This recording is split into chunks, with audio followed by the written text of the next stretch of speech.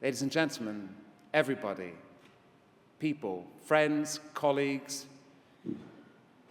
Bob Geldof. You understand, of course, that in rock and roll terms, this is a gold watch, and will you fuck off now, please? You know, this is Rolling Stone, Darren, Cliff, thank you very much indeed.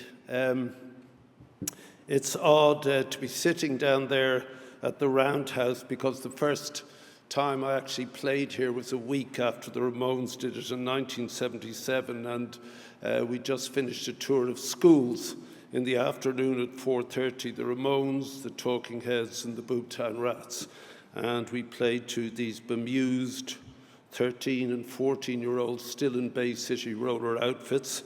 And it was clear that you couldn't follow the Ramones, so they went on last, but nobody could get their head around the Talking Heads at all. And so they went on first and the Rats second. And those years passed in a blip, and here I am.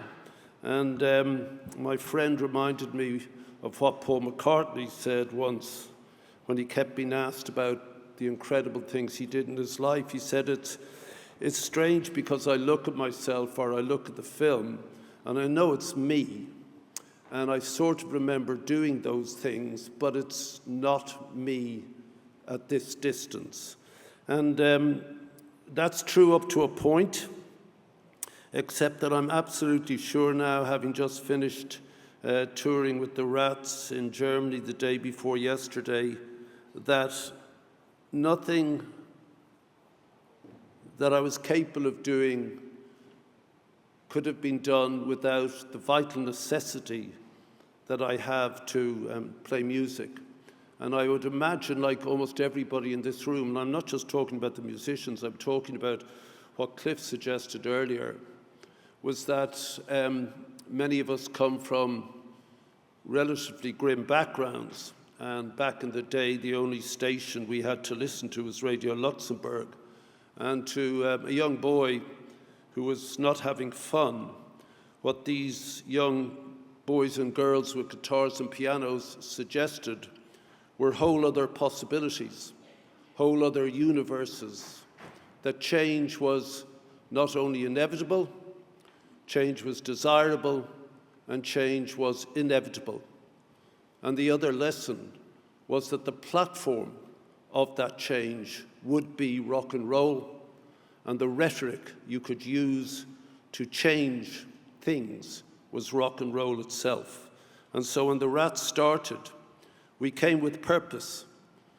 We called the band after Woody Guthrie's boyhood gang. Woody Guthrie, the great social activist, singer-songwriter of the 30s and 40s, and Bob Dylan and Bruce Springsteen's North Star. When he was 11, he was in a band, he was in a gang called the Boomtown Rats. So we came with an idea, and we landed smack dab here in the middle of what we all now recognize was a vast cultural revolution which reverberates down the ages to today.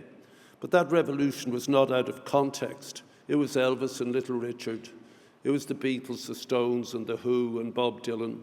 It was all of that. And in this room today, that revolution continues. That necessity for change, that inevitability that we will help to steer.